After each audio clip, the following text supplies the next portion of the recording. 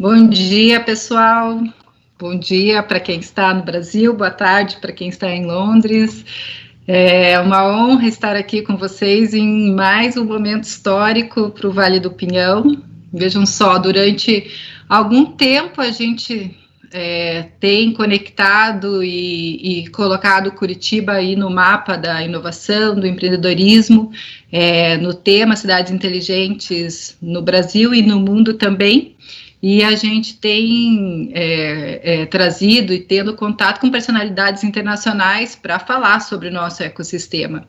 E agora, justamente nessa época de pandemia, as coisas foram se conectando e a gente tem trazido e tem conversado com experiências aí internacionais, trazido alguns palestrantes de fora falar aqui com o nosso ecossistema. Se vocês se lembram, em junho tivemos aqui o americano Terry Jones, fundador da Kayak, e hoje recebemos Nathan Pierce, diretor do Sharing Cities, programa do Grande Londres, para compartilhar ações de cidades inteligentes. Um pouquinho do histórico do Nathan: ele é formado em Ciências Políticas pela Universidade de Sussex, tem 15 anos atuando em gestão de programas públicos, passando pelos condados de Essex, Southwark e pelo distrito de Lambeth, todos no Reino Unido. Está há 4 anos e meio no Greater London Authority, uma coordenação metropolitana para Grande Londres, onde é diretor do Sharing Cities. Aliás, que legal isso, que a visão de se trabalhar os programas de forma metropolitana e até testar em outras cidades da Europa esse conceito de Sharing Cities. Esse programa inclui Londres, Lisboa, Milão, Bordeaux, Varsóvia, Burgas, na Bulgária. O Nathan também é chefe do Smart London Team, equipe responsável pelo Smarter London Together, um roadmap com mais de 20 iniciativas para usar dados e tecnologia para fazer Londres a cidade mais inteligente do mundo. E eles têm tido bastante sucesso nesse quesito, né? A gente sabe do case de Londres e do posicionamento nos rankings internacionais. São ações baseadas no modelo colaborativo com a participação ativa da população. Mas, antes de saudar o Nathan, quero agradecer muito ao Adam Peterson, nosso cônsul honorário do Reino Unido no Paraná, que intermediou a conexão com a Prefeitura de Londres para a realização dessa palestra. O Adam é um grande parceiro aqui, um apaixonado pela inovação, que se uniu a nós no ecossistema do Vale do Pinhão e está sempre ativo e participante. Já virou o embaixador do Vale do Pinhão junto ao Reino Unido. A gente falava sobre isso agora, um pouquinho antes de entrar ao vivo. Adam, por favor, venha dar um oi para a gente, seja bem-vindo, parabéns e muito obrigado pelo evento. Muito obrigado, Cris. Bom dia a todos. Um grande prazer estar aqui hoje com vocês. Primeiramente, gostaria de agradecer a todo mundo assistindo e tuning in em casa ou escritórios. Espero que todo mundo está bem, keeping safe. Meus grandes agradecimentos também para meus amigos e parceiros do Vale do Pinhão e Prefeitura de Curitiba. Em particular, obrigado a Paulo e Cris do Vale do Pinhão pela parceria hoje, ajudar a planejar, organizar e realizar esse evento, que na verdade vem depois de uma reunião inicial no ano passado em Londres. E claro, muito obrigado, many thanks ao Nathan da Prefeitura de Londres e Karine da sua equipe por ter aceito a convite de estar aqui hoje com a gente falando, pela disponibilidade delas. Sei que todo mundo está passando por busy times, então com certeza agradecemos bastante esse engajamento, colaboração e presença delas hoje. Claro, last but not least, gostaria de agradecer de verdade meu amigo João, nosso ilustre tradutor hoje, pela ajuda e parceria em fazer essa conexão possível na prática. Uma coisa que sempre falo é que nos dias de hoje temos praticado distanciamento social, né? Mas não precisamos estar distantes das outras pessoas. E, na verdade, o contrário é a verdade. Precisamos estar cada vez mais conectados com colegas locais e também colegas globais. Hoje, acima de tudo, estamos pensando em como voltar ao normal, né? Mas, na verdade, o desafio pensar em como podemos voltar melhor ou build back better no novo futuro. Smart Cities, cidades conectadas, cidades inteligentes, com certeza, é uma das áreas fundamentais para fazer isso, tanto no UK quanto no Brasil. Eles vão ter um efeito transformador em todos os aspectos das nossas vidas, e por isso estou tão animado em ajudar a organizar esse papo de hoje, conectando Londres, uma das cidades mais inteligentes do mundo, com Curitiba, uma referência em cidades inteligentes no Brasil e também no mundo, através de uma série de inovações históricas. Então, com isso, eu já passo a palavra de volta para Chris para iniciar o webinar, pois eu estou muito ansioso para ouvir a apresentação do Nathan. Obrigado novamente.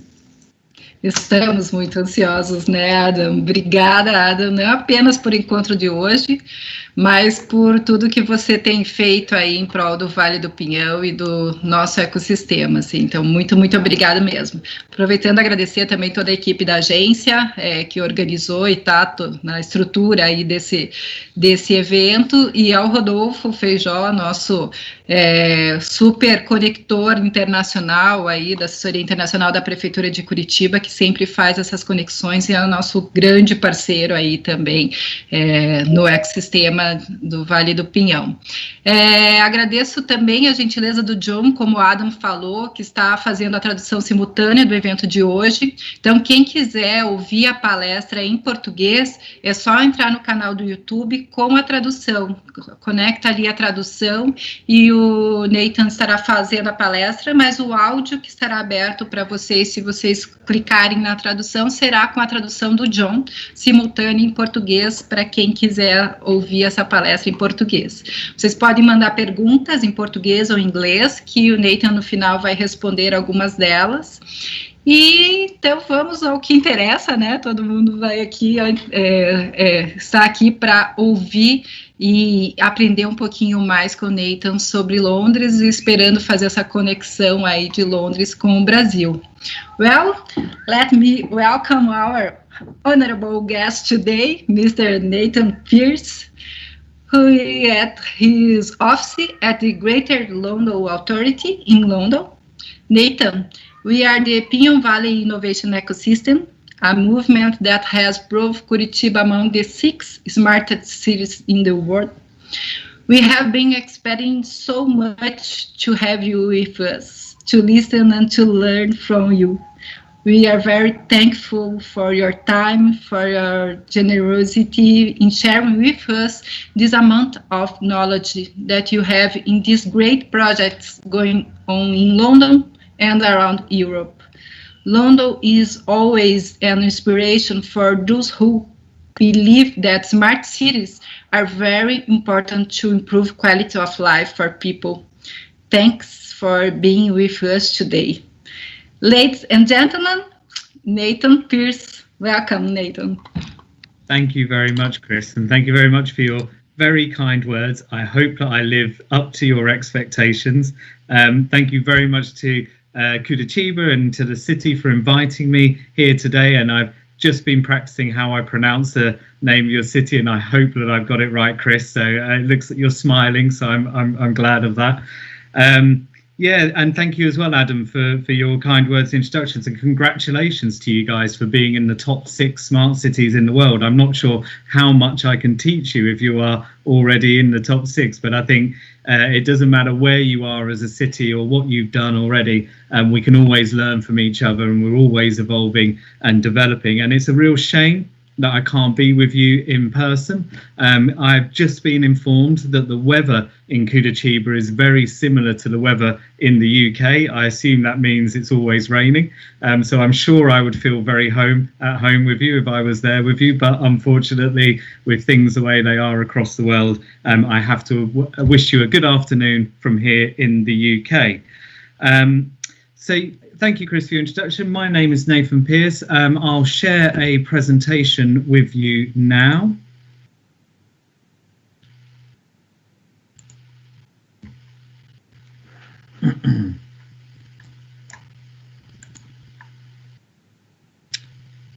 There, can you see that okay? Yes, it's perfect. Perfect. Okay, so yeah, as I said, my name is Nathan Pearce. I am the head of the Smart London team at the Greater London Authority. In that role, I've got two kind of parts to my role. The first part is I support the Chief Digital Officer and the Mayor of London in developing and delivering London's smart city strategies. Our smart city strategy is called the Smarter London Together Roadmap. That's all available online, and it covers a whole range of things from how we engage with our citizens, how we encourage citizens to access digital services, how we make our streets smarter, how we encourage connectivity, and how we encourage as much collaboration as possible. The other part of my role, which I'm here to talk to you about today in more detail, is in my role as Director of Sharing Cities, which is a European Union funded programme looking at delivering smart city technology across a number of cities in Europe, quite large cities, quite important cities, very vibrant cities, very diverse cities. So I'm really excited to be able to share with you our learning. And where we are in the programme now, we're towards the end of the Sharing Cities programme. So it's all about how we share what we have learned from developing this technology and how we scale up from the pilot level that this project has operated to adoption at a citywide level and beyond as well. So first of all, let me tell you a bit about the actual programme. So I heard some key words in the introductions. Unfortunately, my Portuguese isn't very good, so I couldn't tell exactly what was being said, but I definitely heard Lisboa and London and Milan mentioned, so apologies if I'm repeating this at all. But the way that the programme is set up is we have what we call 3 lighthouse cities. These are the cities of London, and specifically in London, it's the area of Greenwich. They're the city of Milan in Italy and Lisbon in Portugal. And obviously, these are 3 big cities. 2 of them are capital cities. One is a major financial city for Italy as well. And in these cities, we have tried and tested from the design phase all the way through to implementation, monitoring and beyond, 10 types of smart and digital technology. And then once we have finished, which we have already finished implementing those 10 types of technology, we are then looking at how we replicate those technology, drawing out what works and what doesn't work, and then replicating in the cities of Bordeaux in France, Warsaw in Poland, and Burgas in Bulgaria. And the idea here is we want to be able to demonstrate that the business model behind the technology that we have implemented works for other cities, that the technology wasn't just specific to the area that we dedicated in areas, different cities under different situations. Big project, 24 million euro funding, and we in London are the lead project management office, and the population together totals around 19 million. So the Sharing Cities programme covers a large amount of people across the European cities as well. Now, the technologies that we've been testing, I mentioned that we are looking at 10 types of technology. These are broken into 3 areas that we call platform, place and people. In terms of place, that's the largest area that we work on. And in here we have a number of technologies around mobility, around buildings and around energy. So, for example, we have deployed over 160 e-logistics vehicles, hundreds of electric cars and electric car charging points. We've deployed over 2,400 smart lampposts, which is both the LED upgrade and the sensors that can go with it. Indeed, we have tested around 80 use cases on our smart lampposts in this programme. We have tested over 580 e-bikes, and we have 1,000 more plan that. And then probably the largest area, certainly in terms of cost, has been retrofitting buildings to make them energy efficient, and that's mainly about heating. In the case of Lisbon, it's mainly about cooling. And this has managed to generate over 5.5 million kilowatt per year reduction in energy, which also has a huge CO2 reduction attached to it as well. Something that we're really proud of, and I'll tell you a bit more about later in this presentation. In terms of the heart of the Sharing Cities programme is about how we engage with our residents and how we engage with our citizens. And I know from what I've heard and read about Curitiba, this is something that's really important to you as well, and something that you do really well. So I'd be really interested to learn both ways on this. The main way that we have done this through the Sharing Cities programme is something called our digital social market. And this is basically a digital incentivization mechanism which encourages certain types of behaviour in the population in return for financial benefit or community benefits. So, for example, if somebody chooses to take a bike instead of driving their car, that earns them points that can then be redeemed at a restaurant or a pub or the barbers or a shop or wherever. This has worked particularly well in Milan with over 1,500 users as of this engagement incentivization in Lisbon and Greenwich as well. And then finally, we've looked at the area of platform and data. The whole thing that makes infrastructure smart is data, its ability to generate data, and the city's ability to extract that data, understand what the data is telling us, and then be able to use it to make more evidence-based policy decisions and redesign services to make them more effective and efficient for the citizen. So we have developed and deployed free data platforms, or what we call our urban sharing platforms, in the free cities. In London, this was about building capability into the London data store, and in Lisbon and Milan, they looked at developing data platforms from scratch. So that's been a really interesting part of the process, and we've learned a lot from that.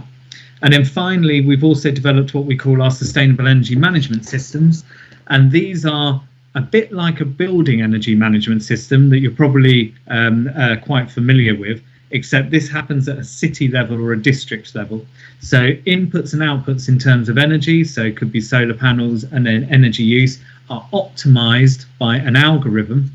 And through doing this, we're finding energy reductions of between 10 to 20% on top of the reductions that we're seeing through retrofitting buildings. So this is an overview of the programme. The last thing to say about Sharing Cities is, as I mentioned, core to what we're doing is scaling up and replicating what we have learnt as a programme. And in order to give us a target, we have an aim of trying to trigger 500 million euros of investment from the 24 million investment that the European Union put in. And as we currently stand, we're not doing too bad. We've identified around 340 million of potential investment that we're currently working hard to secure.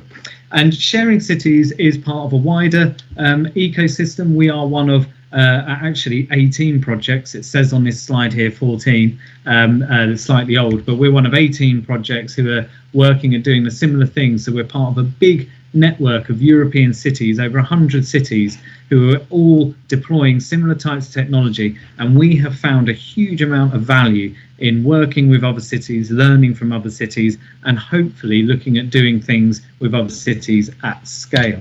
So the key objectives of the Sharing Cities programme are the four things you see on this slide. How you can do things at scale. I'm not sure what your experience is, but certainly the experience of us here in London and in Europe is that we have piloted technology a lot. There are many pilots of pretty much every type of technology you can imagine that have taken place. What we struggle to do is to then take it to the next level and deploy that technology once it's been proven to a whole city at scale. So what we're trying to do here is break that gap between the pilot stage and the scale stage. We're also looking at how we can encourage cities to take a digital first approach. So before infrastructure is used as a solution, we would encourage cities to consider, is there a digital option first? We want to open up and accelerate the smart city marketplace. The smart city marketplace has a lot of potential. One of the things that it struggles with is the demand side, not really knowing what it wants, so cities not being able to express their needs very effectively.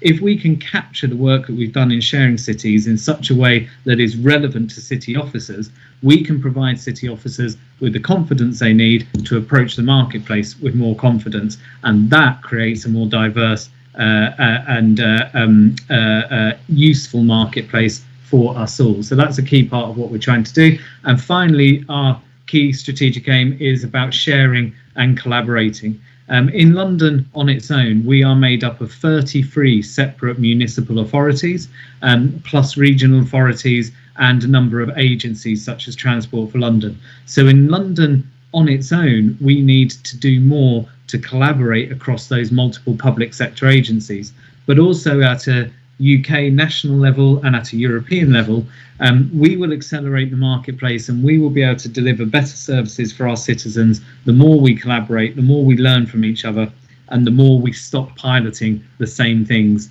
over and over again.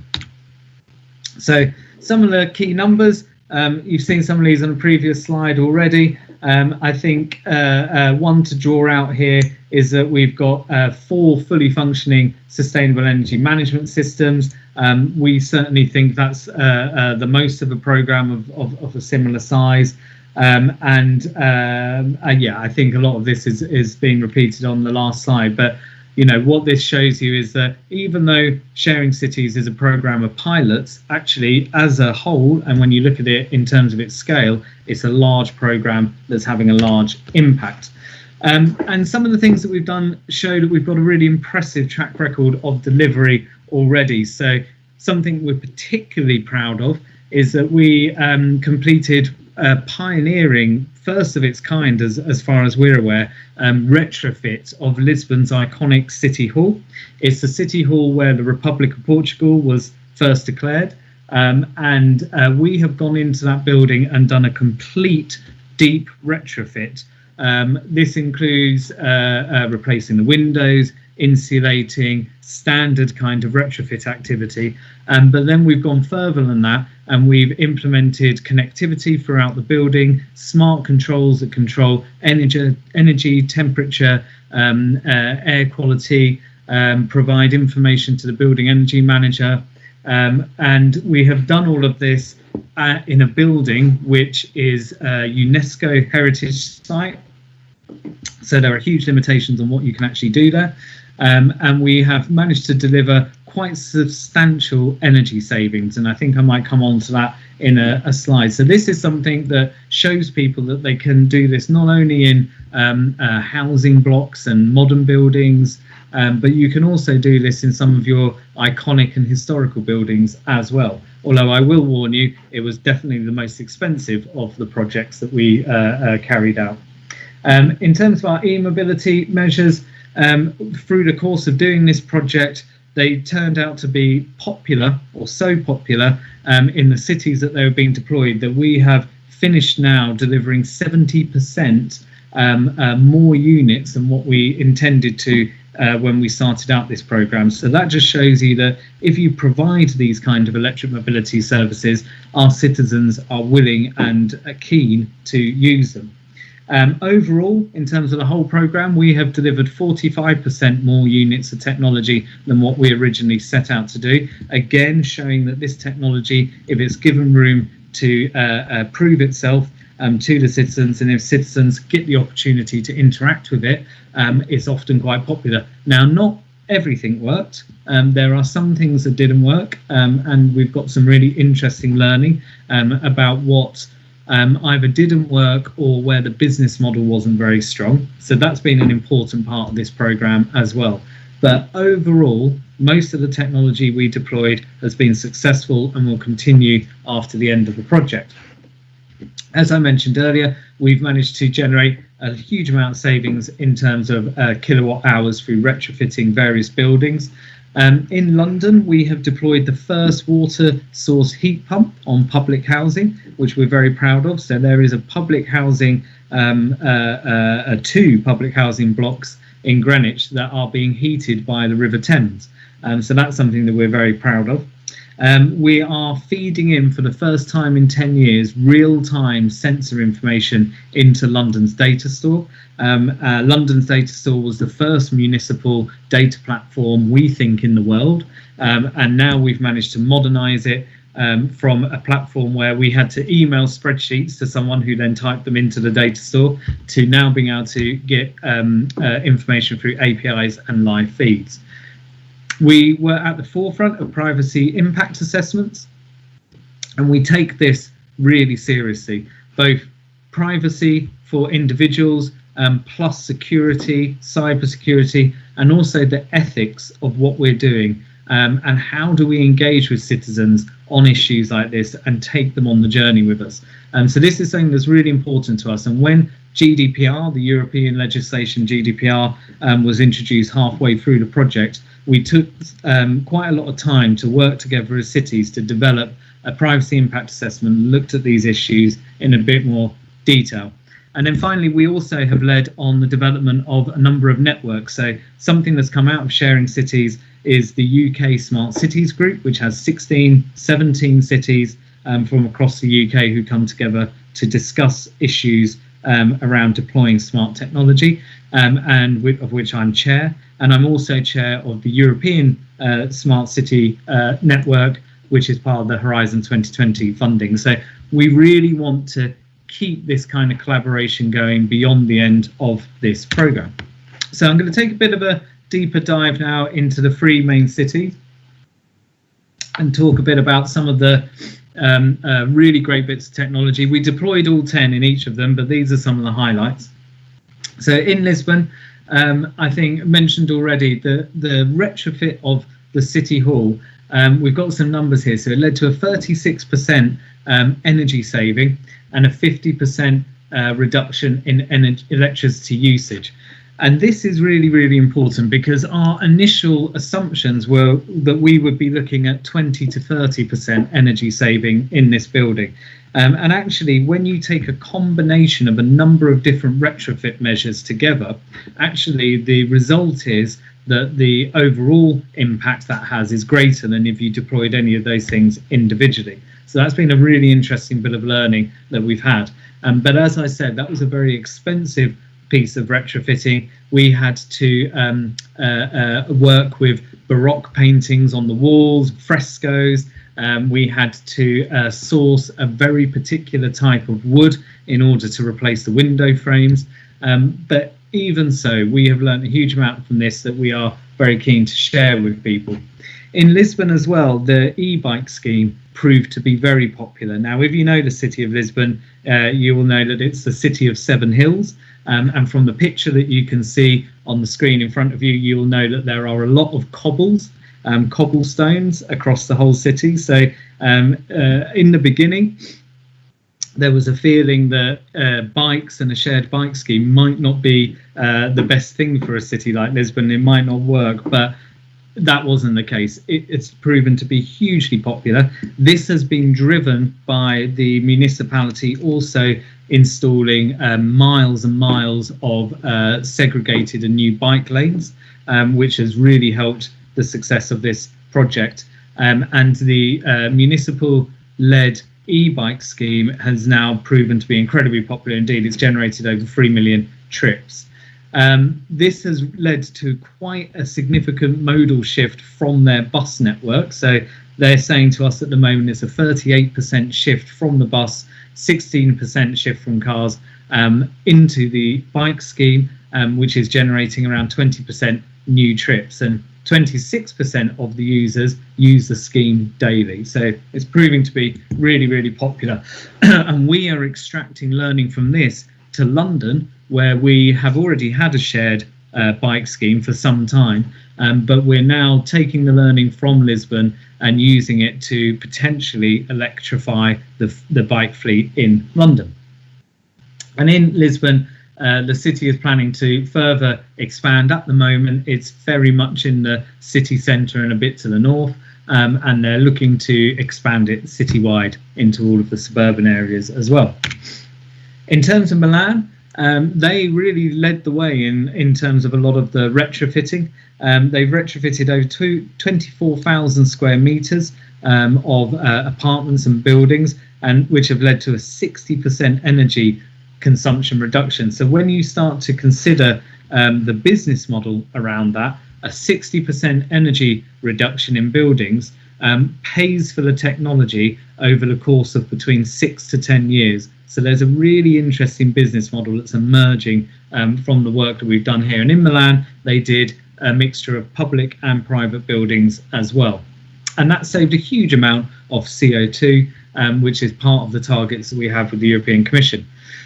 In Milan, they deployed 150 e-bikes. It was a slightly smaller scheme than what we had in Lisbon. But one of the things that they did, which was quite unique, which we thought was a bit of a novelty at the time, but has proven to be very popular, is they included child seats, seats for babies on the back. And they have proven to be really popular with families, particularly on the school run. So that's been a really interesting thing that we've learned from. And this has also led to them starting to develop more cycle paths in Milan. And if any of you have ever driven around Milan, you'll know that it's really important that they do segregate the cycle lanes as quickly as possible. And as I mentioned earlier, the citizen engagement application in Milan proved to be very popular as well. They've got over 1,700 members currently registered on what they call Sharing Me, which is the digital citizen engagement application. And over the course of the COVID crisis, this number has actually grown and is proven to be more popular as well. And then finally in Greenwich, we've deployed a wide range of electric vehicles in a bit more of a kind of coordinated way. So rather than doing multiple separate mobility projects in Greenwich, they've been combined and they're all being delivered by the municipality. So this includes an e-bike loan scheme, e-logistic vehicles for both private sector and for the council as well, and also a large number of smart parking bays. If you've ever been to Greenwich, you'll know that it's a tourist hotspot. So this has mainly been about how you can manage the large amount of coaches that arrive in the city every day. In Greenwich, we've deployed a large amount of smart lampposts, over 400 and counting. This includes a number of things, including electric car charging points from the lampposts. We've initially deployed 30 of them. They have proven to be so popular that we're looking to deploy another 30. We have delivered a digital social market there, which has been mainly around energy saving in the home. We've also looked quite a lot at data, and we have designed and delivered and piloted a data trust model. And the data trust is looking at what is the governance around how people's data is collected and how it is used at a local level.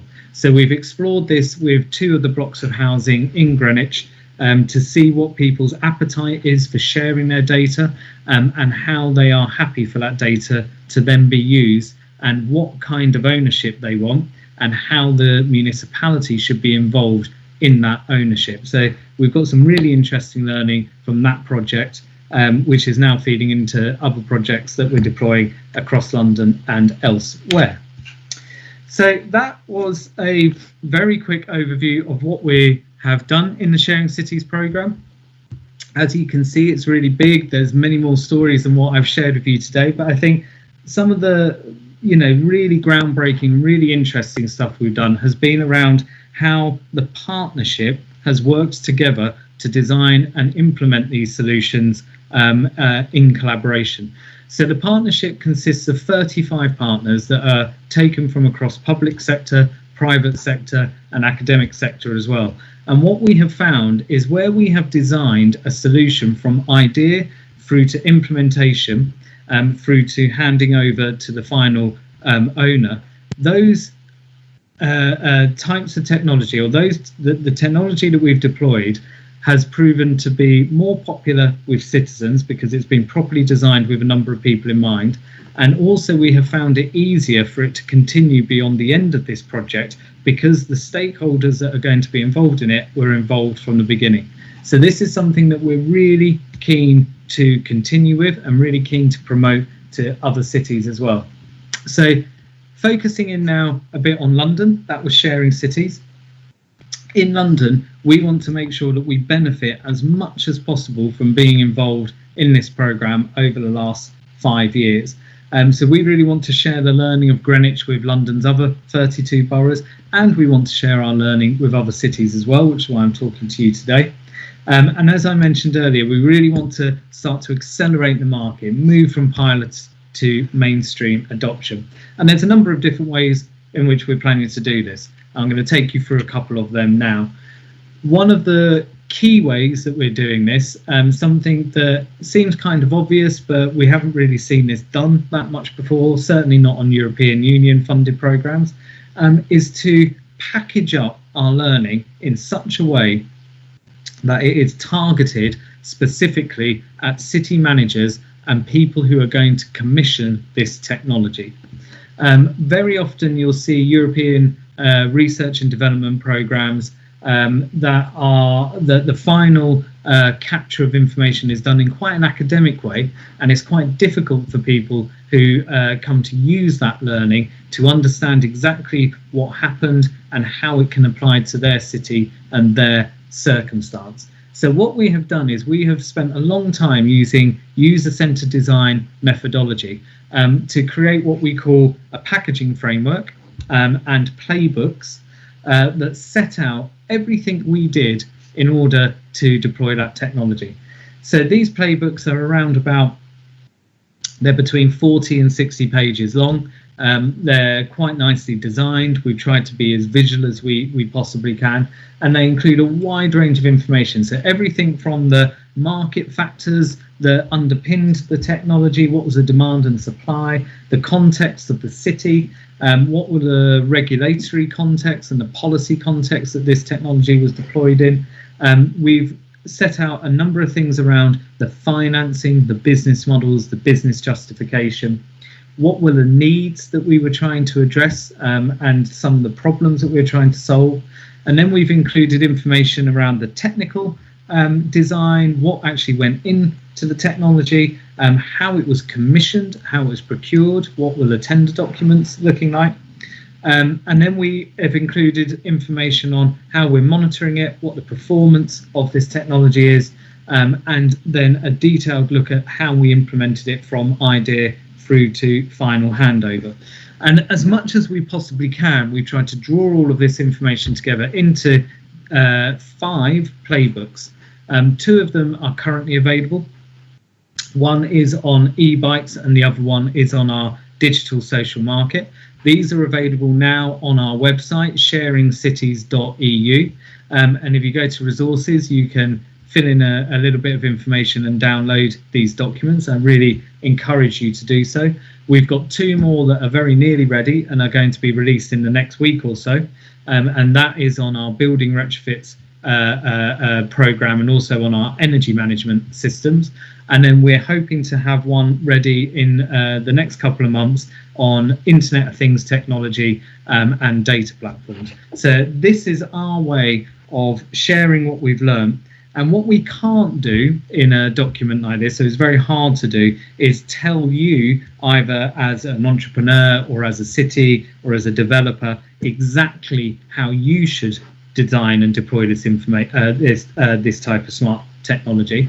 But what we can do is we can tell you exactly how we did it, so you can see your own city and your own circumstance in it, and then you can make some decisions and you can work with your stakeholders to try and design something that's relevant for your city. And then a second way that we're looking at scaling up the technology from sharing cities, at least to a London level, is through what we call our Iot Framework. So we learned quite a lot when we were designing this technology across the 3 cities, and we have tried to capture that learning almost as a checklist for a city manager who is going to have to commission this technology themselves. So we've divided this into 3 main areas.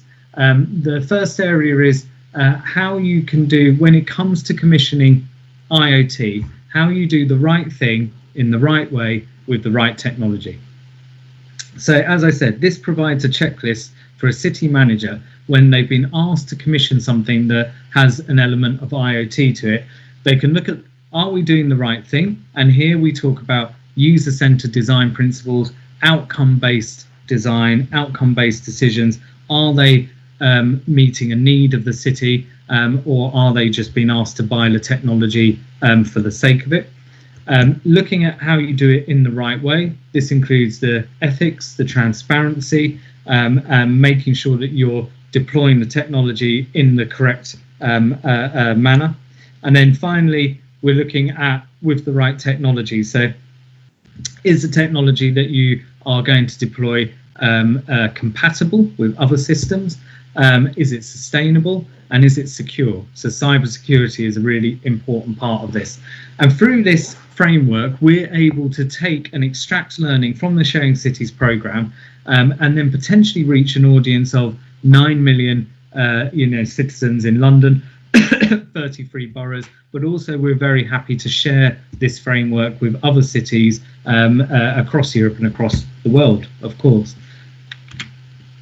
So other ways that we're looking at scaling up, so they're the 2 big ways that we're looking at scaling up the Sharing Cities program in London. Some other ways that we're looking at it, we're currently doing some work around digital districts and opportunity areas. So this is particularly focusing on large regeneration projects. We have things like the old Olympic site from the Olympic Games in 2012. That's undergoing a huge regeneration program at the moment. And we've got a number of other sites like that across London. And what we want to make sure is that we can get in there at an early point and ensure that they are the smartest and most connected neighbourhoods that they can be, and that we don't have to go back at a future time and retrofit technology to those areas.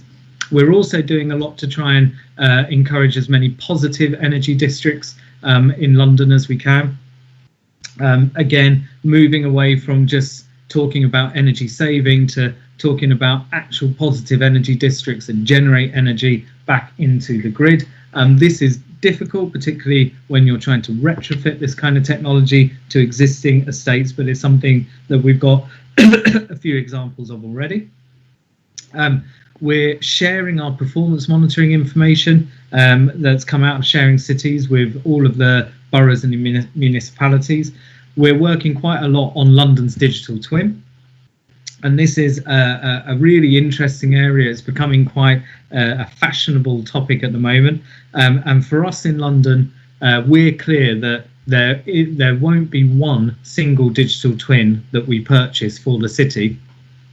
Our digital twin is more like a collection of various platforms that link together that give you a digital approximation of the city of London. As I mentioned earlier, we also have access to a number of city networks, both at a European level, a UK level and an international level. And we're also making sure that the findings of the Sharing Cities programme feed into all of the strategies of the Mayor of London. And this can be the environmental strategies, the building strategies and the planning strategies as well. So that is an overview of the programme, how we're looking to scale up in London. We're really keen for you to get involved. We're really keen to share our learning with you in Brazil and across the world as well. That's it from me. I hope that was useful.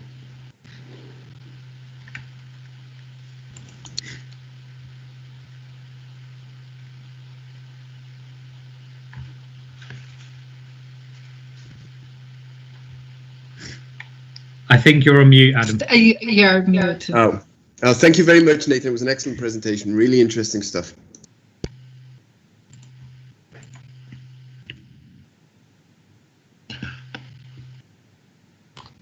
Yes, Adam, now we have questions. Yeah, sure. So received a few questions throughout the presentation. Just firstly, as it's somewhat pertinent at the moment, Nathan, in terms of your framework that you showed at the end of the presentation, in terms of doing the right thing with the technology, how has this been impacted with the current challenges from the pandemic? How you see this changing going forward? Has it changed? Will it change? And just almost as a second point within that broader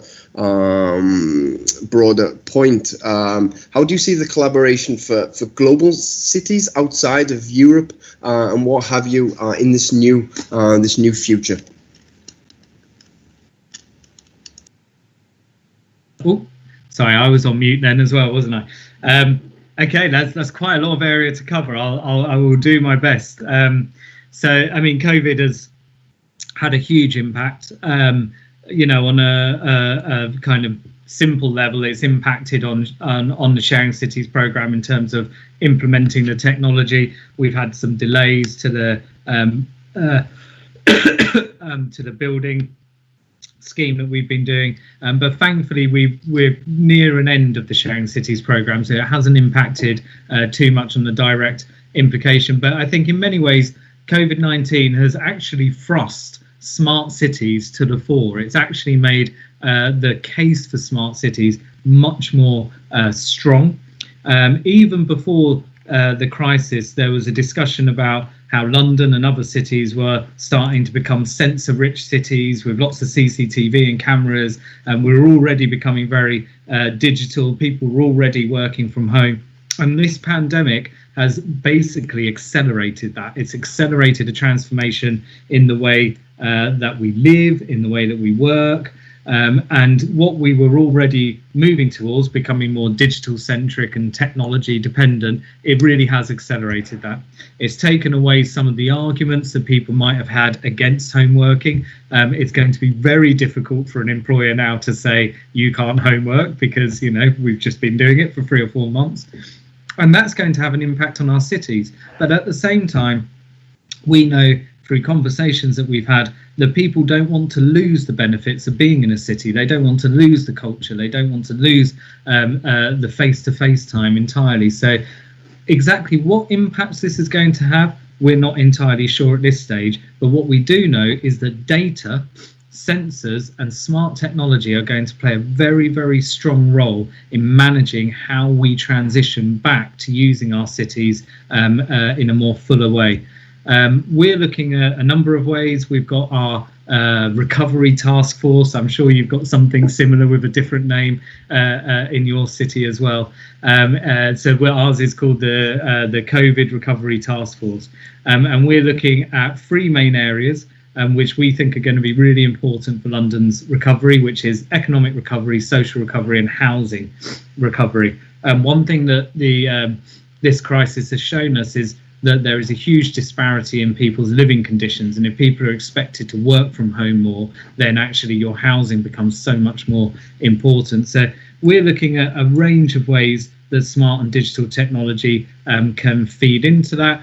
This could be things like trying to get people back to using high streets through various types of sensors that include LED signage or footfall monitoring or social distancing cameras and various types of technology there that can also support cultural services, which are really important to the high streets recovery. We've been looking at things around how we can engage with communities digitally. But really importantly, we've also been looking at how do we support vulnerable people who are going to be very scared of going back out into our cities? How do we support them with technology to start to access services again, go to shops again, attend the theatre again? And this is something that we're looking at, particularly for older people and for people who are at higher risk of catching the disease. And then I think the last thing I'd say on COVID in particular is the mobility side. So one big impact that we've seen initially was that movement stopped entirely. But since people have started moving around London again, we're seeing an increase in walking, an increasing in bikes, cycling, and unfortunately, an increase in car use. We've seen a reduction in train use and bus use, which has been a shame. And I see you nodding your head there, Chris. There's probably a similar situation for you. what we need to look at from both from a city point of view and a smart city point of view is how we can really try and avoid people moving to using their cars more, and how we can provide alternatives, and preferably electric alternatives or people-powered alternatives, whilst we wait for a vaccine before our public transport becomes more reliable and more safe. So these are the areas that we're looking at. I suspect they're very similar for everybody. One thing I didn't mention is a change in the way that energy is used in our city. We've seen a massive reduction in energy use in the centre of our city, and in the suburbs the energy use has gone up. So that's an interesting change that we've seen as well. So these are all things that we want to address, and the opportunity to address them is now, because the draw and the appeal of going back to normal is very strong for many people. Many people won't want things to change completely from how they were. They'll want to go back to normal as quickly as they can. So we have an opportunity here to say, okay, we're going to try to get things back to normal as much as we can, but we're also going to take this opportunity to increase cycling, increase more effective energy use in our cities, and to make our cities better places to live in. So I think that's it from a COVID point of view. Adam, your second question was about collaborating with other cities. Is that right? Yeah, exactly. So I think that collaborating with other cities is really important, particularly now in terms of COVID. But it's always been a really important part of the Sharing Cities project and the work that we do in London. So I think some of my thoughts there are, we really, really, really need to make sure that we learn from each other. And this goes back to the point I made about pilots. We see this problem in London. One municipality in London will test a certain type of smart lamppost, and then the municipality right next door will test the same lamppost. They won't look at the results of either pilot that took place, because they have their own stakeholders, they have their own commissioners and their own politicians. We need to start getting past that. If Milan have tested some technology, that should be good enough for London. If Lisbon have tested something, that should be good enough for you, etc., etc. So I think it's being able to actually learn from others. Don't start from scratch. And this is this is the approach that we're trying to take with our playbooks. We're really trying to encourage more collaboration. We feel that the more people do at scale, the more effective marketplace, the more vibrant marketplace that we have. So we've been working hard to try and build city networks. As I said, we've got the UK Smart City Network and the Horizon 2020 Smart City Network. So yeah, we're really keen to attract people into these networks, and if anyone's interested in them, then contact us to find out. Excellent stuff. Just quickly, mindful of the time here, there's two further questions from the audience. The first one from Ricardo Mendes, who asked around London data source. Is it an open data source, and all these data are available on open GIS platforms or open mapping platforms? What kind of 3D visualization tools is the city using? Somewhat specific, but if you've got any insight in that, that'd be great. Yeah, unfortunately, that's not in an area that I don't lead on that area, although they are in my team, but I'll answer that as best I can. So the London Data Store traditionally was 100% open data platform. That was how it was set up 10 years ago. It's actually the 10-year anniversary this year. So all of the data sources that were sent to us by our 33 boroughs were all open to everybody. And we have a GIS team who work in the Greater London Authority, a team of around 6 or 7 people, I think, who make this information available through various GIS platforms. Exactly which one, unfortunately, I can't tell you, but I could potentially find out for you.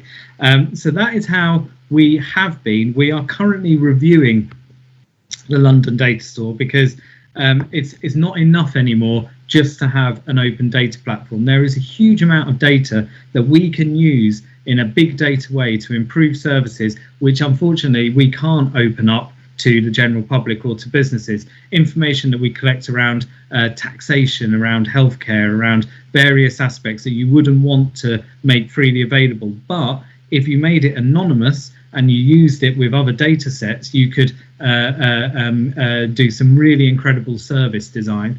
So this is something that we're looking at the moment. How do we maintain the integrity of the London Data Store as an open data platform that people can use? But how do we also start to include data sources that we wouldn't want to open up and it wouldn't be right for us to open up as well? So we're currently consulting on that. And I think the proposal for Data Store, I think it will be 3.0, is due out this autumn. Excellent stuff. Thanks for that. Last two questions. Again, mindful of the time. We have one here from Rodrigo Condi, who asked around how you see technology-based urban farms in this smart city scenario. I don't know if you've got some insights around that. Very interestingly, my previous job to what I do now, I was a commissioner for one of the London boroughs. And part of my portfolio was food. And we took an old disused London Underground station, which was being used only as a film set. So whenever anybody wanted to do a film in London on an underground station, use this one. And it turned out it was perfect for growing mushrooms and for growing various types of shiitake and oyster mushrooms. So we've got examples of this already, and they used various types of technology in doing that. I think there's definitely a role. I think the role is probably linked to the concept of the 15-minute city. And if this is something you've not heard of before, Google it. Lots of people are talking about it at the moment, but it's the idea that you should only be 15 minutes, at least 15 or under 15 minutes away from a service that you need. And that could be food, that could be healthcare, water, whatever. And as part of that, you need to start looking at how you localize services as much as possible. And food production is going to be a really important part of that. If we do see a change in land use in our cities, if we do see a move away from large retail parks for shopping, if we do see a move away from large office spaces, we may actually start freeing up land in order to do things like farming or other kind of cultural activities or other things that sustain us. So I think there is definitely a role. I think a large part of it is going to depend on how we emerge from the COVID crisis. Excellent stuff. Chris, do we have time for one more question? Yes, I have one question about the team. I think is a challenge to coordinate the initiatives in different cities, but the gains are huge. How do you choose your team or different teams in other cities? How did we select the cities as well? Yeah, so I mean, actually, we're really lucky with the cities and the team who are in sharing cities because we'd all worked together already. So London has a long history with Lisbon. Indeed, Portugal and the UK have one of the oldest alliances on record. I think it goes back to 1180 or something like that. So we've got a very old working relationship with Lisbon. So that was a very easy city for us to get into partnership with. And Milan has got a very strong financial sector. So London and Milan work together quite a lot already. So it was fairly easy for us. Some of the other projects I mentioned earlier that we're part of a bigger kind of European Union funding program. Some of the other programs had a bit more difficulty in terms of picking their team, but we were quite lucky in that respect. And also what we wanted to test here was the impact on large cities, so cities of a population of over 1 million. So that also drove how we chose who was in the team. And then each of the local cities. So we first of all selected who the cities were going to be, and then each of the cities chose their own local partners. So again, that would have been startups or large corporations and academic partners that they were used to working with and had a relationship with in the first place. But I won't, lie and say that it was easy. We had a number of challenges. I remember spending 2 days arguing about what a use case is. And that was a very, very complicated part of the beginning of the program. So it wasn't all smooth, but certainly I think the results speak for themselves. And the fact that we collaborated across cities gave us really incredible results.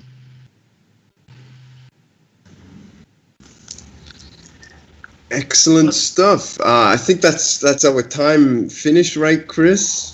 Yeah. So just to say before I hand over to Chris to close out today's chat, just say thank you very much, Nathan, for taking the time to be with us today. Extremely valuable insights. Thank you so much for your team, Karini, for helping organize. My friends and colleagues at Valley Pignal as well, for making this possible. Smart cities are obviously connected cities, and despite current challenges, we've shown how we can connect London and here in Curitiba as well. So I'm very grateful that we were able to do that. So thank you very much. Thank you everyone for watching. Muito obrigado. Thank you very much. Thank you, Adam. Thank you for being with us, you too. I think the impact is impressive, the concept and the action for sharing and collaborating for society. It's very, very impressive. Projects of sharing and open data are important goals for us as well in Curitiba. And I just say thanks so much, you, Nathan, for your sharing with us your knowledge. You are always welcome in Curitiba, and in Pinhão Valley, our ecosystem is always open for you and to collaborate with London and with Greater London Authority. Thank you so much. Certainly, will be in touch, and I think we are closer soon. Thank you so much for staying here now. No problem. Thank you. E obrigada a todos por estarem assistindo. São temas e são assuntos que a gente discute muito o tempo todo no Vale do Pinhão. Com certeza, nosso ecossistema busca diariamente soluções, alternativas e projetos para termos também ganhos tão impressionantes como o Nathan nos apresentou hoje. Obrigado a todos e até o próximo evento aqui numa das redes do Vale do Pinhão. Thank you, Nathan. Thank you, Adam. Bye.